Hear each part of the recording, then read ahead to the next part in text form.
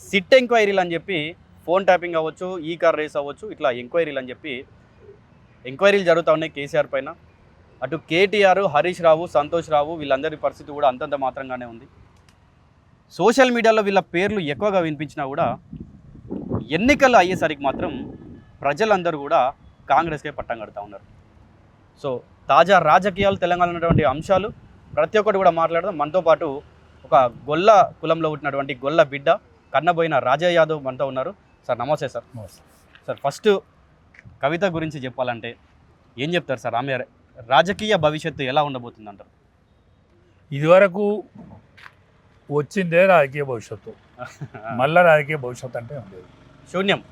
రాజకీయ భవిష్యత్తు అంటే ఏం లేదు, లేదు. ఆమె కేసీఆర్ కూతురు కాబట్టే మీ సోషల్ మీడియా అయినా అట్రాక్ట్ అవుతుంది, ప్రజలైనా అట్రాక్ట్ అవుతుంది. గొప్పోని ఇంట్లో కలహం అంతే, గొప్పోని ఇంట్లో రహస్యం సాకలామె చెప్తుంటారు. దొరింటి ముంచట ఆ ఇల్లు బట్టలు ఉతికే సాకలామె చెప్తే ప్రజలు వింటారు. ఎందుకంటే ఇంటి రహస్యం తెలుస్తుంది. ఆ ఇంట్లో పనిచేసే ఆడామె వచ్చి యువతలు చెప్తే వింటారు. ఇట్లా జరుగుతుంది నిజమే అనుకుంటారు. నిజమే అనుకుంటారు. ఆ కోడలు మంచిది కాదు, లేకపోతే అత్త మంచిది కాదు, లేకపోతే మంచిది కాదు, వీళ్ళు ఇటువంటి వాళ్ళు, వాళ్ళు అటువంటి వాళ్ళు అంటే బయట మనుషులు వింటారు. అంతే సహజంగా కేసీఆర్ కూతురు కాబట్టి ప్రజలు వింటాను. సోషల్ మీడియా అట్రాక్ట్ అవుతుంది, సోషల్ మీడియా చూపెడతాను. ఇప్పుడు ఇక కేసీఆర్ కూతురు ఈమె కల్వకుంట్ల కవిత అని పేరు లేకుంటే ఏం లేదా? ఇక ఇప్పుడే ఏం పోదు, ఇప్పుడే ఏం పోదు.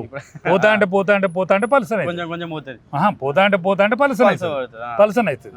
అన్నీ వేషాలు మార్చినా లేకపోతే రూపం గట్లే ఉన్నా ఏది మార్చినా కూడా ఇక కవితకు వచ్చే అదనం.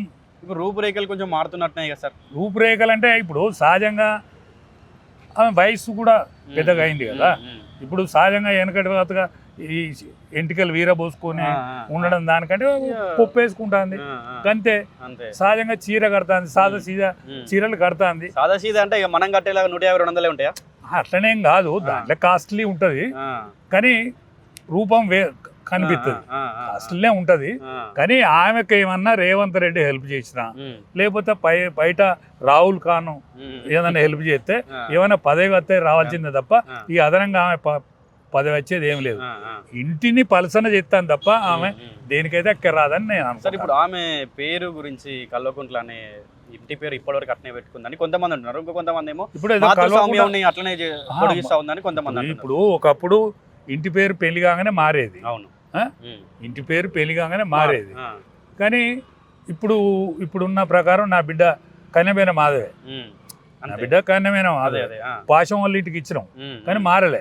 ఎందుకంటే సర్టిఫికేట్ అట్లే ఉన్నది కాబట్టి, జాబ్ అక్కడ అమెరికాలో అట్లనే చేసింది కాబట్టి అట్లే ఉంటుంది. ఆమెకు కూడా అట్లే ఉండొచ్చు. కానీ మొన్న ఆయన నేను కవితను నేను మారిపోయినా, నా భర్త ఈ కాంచెల్లి ఉంటాడు నా పక్కకు, ఇప్పుడు చెప్పినప్పుడు మారవాలి. ఇప్పుడు భర్త యాదికి వచ్చిన ఇన్ని రోజుల బట్టి కేసీఆర్ ఇన్ని రోజుల బట్టి తండ్రి యాదులు ఉండే, తండ్రిని యాదుకుందుకుంటా తప్పలేదు. ఇవాళ తండ్రిని నిందించుకుంటూ కూడా తప్పే. ఇవాళ నీ తండ్రిని నిందించినా, మీ అన్నని నిందించినా, మీ బావని నిందించినా నీది అంతే తప్పు.